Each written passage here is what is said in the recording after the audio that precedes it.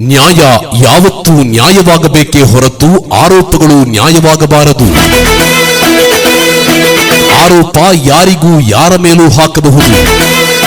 ಯಾವುದಾದರೂ ತನಿಖಾ ಸಂಸ್ಥೆ ಸಿದ್ದರಾಮಯ್ಯ ತಪ್ಪು ಮಾಡಿದ್ದಾರೆ ಎಂದು ವರದಿ ನೀಡಿದೆಯೇ? ಸಿದ್ದರಾಮಯ್ಯ ಮುಖ್ಯಮಂತ್ರಿಯಾದದ್ದು ಕೋಟಿಗಟ್ಟಲೆ ಮತದಾರರ ಮತದಾನದಿಂದ, ಕುದುರೆ ವ್ಯಾಪಾರದಿಂದಲ್ಲ.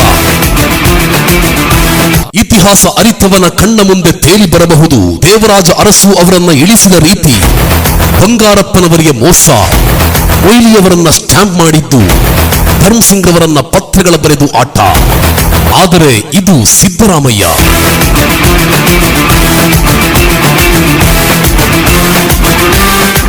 ಸದ್ಯ ರಾಜ್ಯ ರಾಜಕಾರಣದಲ್ಲಿ ಪರಿಶುದ್ಧರಾಗಿ ರಾಜಕೀಯ ನಡೆಸಿದ one and only master piece.